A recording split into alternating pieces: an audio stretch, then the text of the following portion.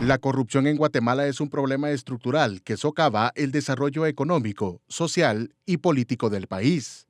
Este fenómeno implica el abuso de poder para obtener beneficios ilícitos, ya sea a nivel individual o en redes de influencia, afectando la eficiencia de las instituciones y la confianza ciudadana en el Estado. En el videopodcast Hijos de la Gran Patria se analizó el impacto de la corrupción en la economía, los servicios públicos y la infraestructura vial. El episodio contó con la participación del analista económico Eliezer Zapeta, quien explicó cómo este flagelo distorsiona el uso de los recursos públicos y por qué su erradicación es clave para el progreso nacional. Antes de hablar per se del costo financiero o económico de la corrupción, deberíamos pensar en qué entendemos por corrupción o qué es el concepto de corrupción. La corrupción es el abuso de poder de una persona o que ejerce una persona para poder beneficiarse de manera personal.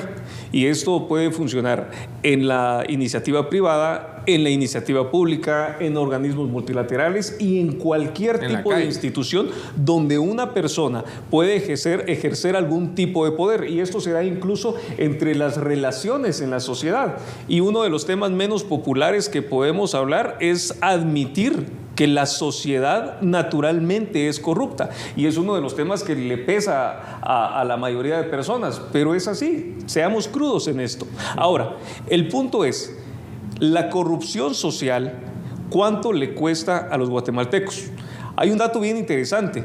El Instituto de Estudios Fiscales, el Instituto Centroamericano de Estudios Fiscales, en el 2015 hizo un estudio y estimaba que la corrupción le cuesta a Guatemala entre 4,000 millones de quetzales al año a 23,000 millones. Esto es altísimo. Es demasiado dinero. Y esto es en todos los ámbitos, o sea, Eso esto se mide desde juntando. sociedad, Sí. iniciativa privada, iniciativa pública, o sea, esto se mide en todos los aspectos. No, esa es una estimación hecha en cuanto a la administración pública. Solo administración. Solo administración pública, es decir, el costo del presupuesto general de ingresos y egresos estimado en el 2015 con una proyección al 2025, estamos hablando que hay un margen de 4,000 a 23,000 millones de quetzales anuales que nos cuestan a todos los guatemaltecos o que es la carga que nosotros tenemos de la corrupción. El analista nos comparte cuáles son los focos principales de corrupción en nuestro país. Lo que sí tenemos claro es que hay 3 factores que son principales para la corrupción, o 3 focos de corrupción principales en nuestro país.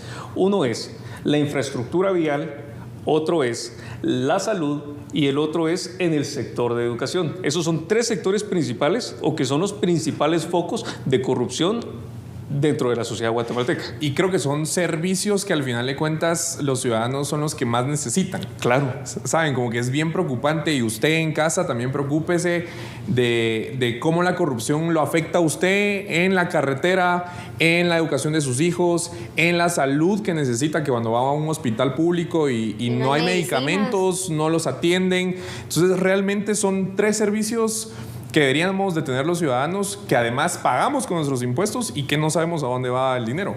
Claro, ahora, ¿sabes? Hay un dato bien interesante. Nosotros hablamos del contribuyente que paga los impuestos, obviamente, y que es el costo que tenemos que pagar nosotros por la corrupción. Sin embargo, hay un punto importante. No solamente es el contribuyente el que está pagando el costo de la corrupción. Claro. Somos todos los guatemaltecos. Es la sociedad total. Porque aunque una persona no pague impuestos, sí está siendo víctima de la delincuencia, sí está siendo víctima de las malas calles, está siendo víctima de falta de acceso a la educación pública de calidad, está siendo víctima de la falta de acceso a salud pública. Entonces, en realidad, eso es un todo. Todos los guatemaltecos estamos llevando a cuestas el costo de la corrupción. Eliezer comparte cuáles serían los mejores mecanismos para empezar a erradicar la corrupción. Bueno, yo me atrevería a decir que más que hablar de mi experiencia, deberíamos salir y ver al mundo qué es lo que ha hecho el mundo y que ha funcionado muy bien. Por ejemplo, países como Singapur, que están calificados como uno de los países con menores índices de corrupción, o por ejemplo Noruega, son países que están calificados dentro de los índices de menor índice de corrupción, pero si comparamos nosotros con Guatemala, que estamos como por el puesto 157 más o menos en el índice internacional de transparencia, quiere decir que estamos muy mal calificados en cuanto a la percepción y al índice de corrupción que nosotros tenemos. Pero ¿cómo erradicarlo?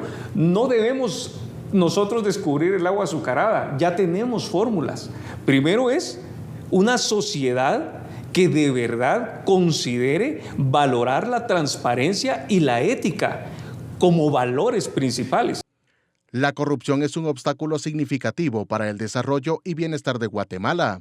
Abordar este problema requiere la colaboración de todos los sectores de la sociedad, desde el gobierno hasta la ciudadanía. Le invitamos a escanear el código QR que se encuentra en pantalla y ver esta entrevista completa.